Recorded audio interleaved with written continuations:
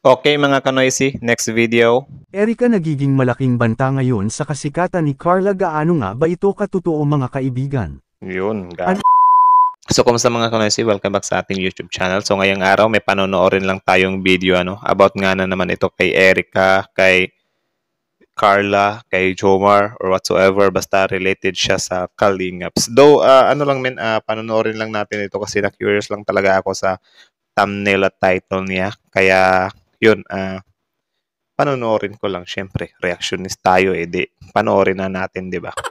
So, mula ito kay Bungal Talks. Bungal Talks. Meron to pamagat na Erika malaking banta sa kasikatan at karir ni Carla ngayon. Kuya Rab, open pa ba kay Erika? So, naka-upload ito March 28. So, bago pa lang. So, ayun, bago natin simulan, syempre, Bungal Talks, supportahan nyo yan. And also, credits to Mr. Kalinga Prabano, supportahan nyo rin yan. And also, kung trip nyo ng mga ganitong reaction video may kasama kayo manood, huwag nyo na rin kalimutan supportahan yung YouTube channel natin, Filipino IC. So, din na natin to patatagalin pa. Baka agawin pa ng China. Again, ang title ng video ito, Erika, malaking banta sa kasikatan at karir ni Carla ngayon. Kuya Rab, open pa ba kay Erika? Like, comment, share, subscribe, start. Erika nagiging malaking banta ngayon sa kasikatan ni Carla. Gaano nga ba ito katotoo mga kaibigan? Ulit-ulit kasi mahina yung volume. Erika nagiging malaking banta ngayon sa kasikatan ni Carla. Gaano nga ba ito katotoo mga kaibigan? Yun, Ano nga ba ang sadya o gustong gawin ni Erika sa Kalingap at bakit tila ay nagbibigay ulit ito ng motibo ng pagbabalik sa Team Kalingap? Nako. Carla, posible nga bang maapektuhan kung sakaling babalik si Erika bilang isang Kalingap Angels at bakit maingay ang pangalan ngayon ni Erika?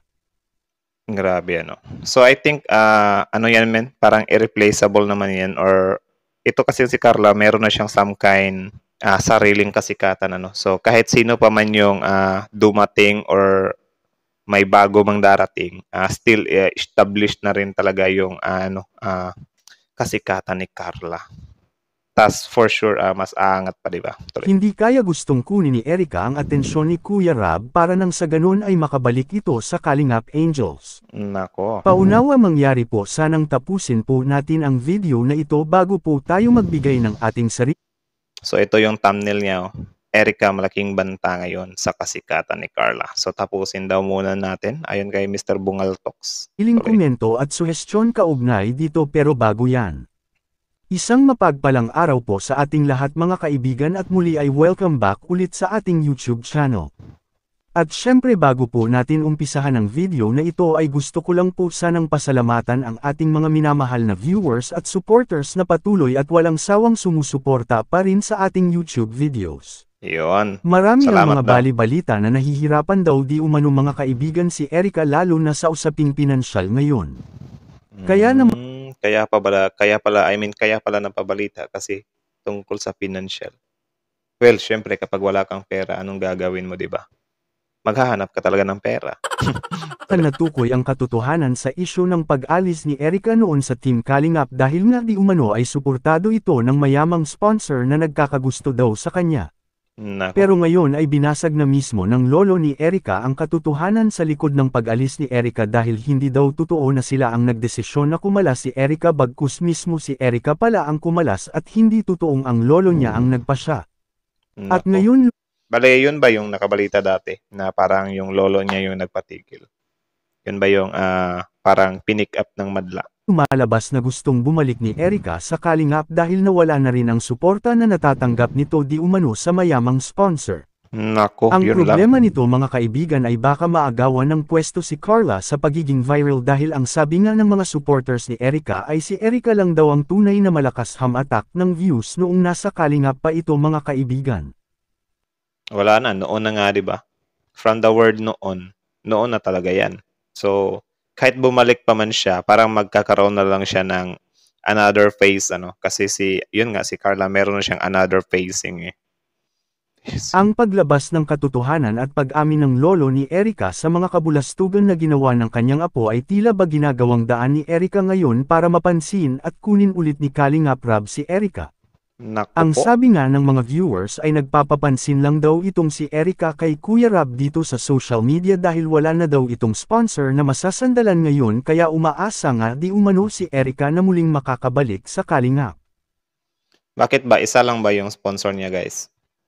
Ang planong ito ni Erica ay naghatid ng pangamba sa mga supporters naman ni Carla dahil baka nga agawan ni Erica si Carla ng pwesto mga kaibigan.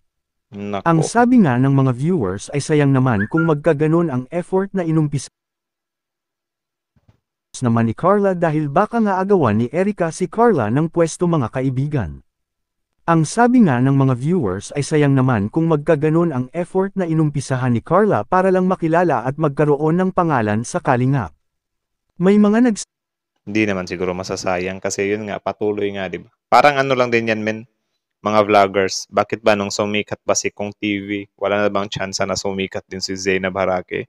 Wala na bang tsansa na sisikat din si Ivana Alawi? Di ba? Kahit na ano pa man yan, men, parang each tao kasi, meron siyang kanya-kanyang ano parang specialty. Kaya yung tao na nanonood, kahit na same pa sila ng content or same pa sila ng ginagawa or same pa sila ng motto, motive or whatsoever.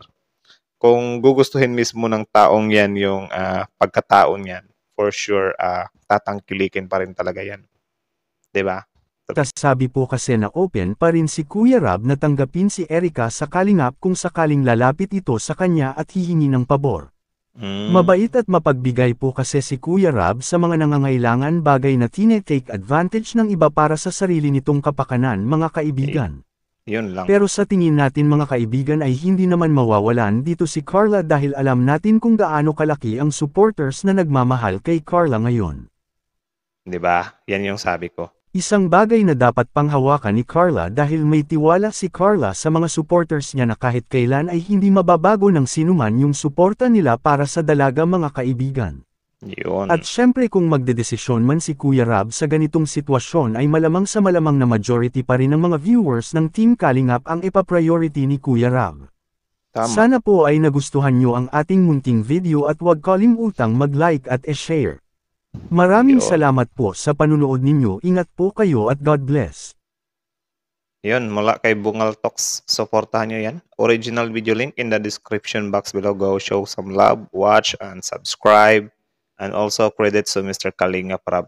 Supportahan nyo rin yan. Tapos syempre, again, bago nyo iwan yung channel natin, huwag nyo na rin kalimutang mag-subscribe sa YouTube channel natin. Filipino Essay. Like, share, subscribe na rin yan. Tapos yun nga, ang thumbnail nito, Erica, malaking banta ngayon sa kasikatan ni Carla. So, I don't think so merong banta, kasi wala Special na yung meron ng nabuong foundation or pundasyon si Carla, which is yun talaga yung mga solid na sumusuporta sa kanya. Tapos itong kay Erica naman, halimbawa ganyan, sabihin natin na yung mga nakasubaybay kay Erica dati, na lumipat din kay Carla, ay yun yung kinakatakot nila na baka bumalik kay Erica. Parang hindi ganun yung mangyayari kasi kung if ever lang talaga na babalik si Erica, either yung mga nandun na kay Carla ay hindi na sila babalik kay Erica, or yung mga nandun kay Carla, susuportahan din nila si Erica, or yung mga nandun kay Carla, babalik kay Erica. So, para sa akin, kung i-compute natin yan or lalagyan natin yan ng percentage, for me, mas malaking factor or mas malaking chance na mga 80% na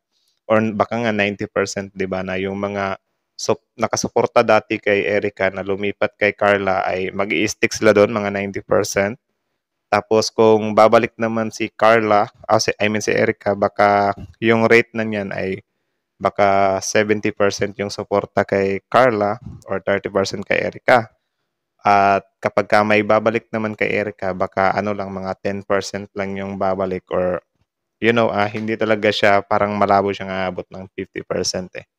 So yun lang, ewan ko kung bakit ganun yung way of pag-compute ko. Sana naintindihan nyo. Pero wala lang naman yun, parang pagkukumpara lang naman yun. Walang basihan yun. Kumbaga, binibigyan ko lang kayo ng example. Though yung example ko ay malabo. Nasa sa inyo na lang yan kung paano nyo yan i-digest. So, yan lang.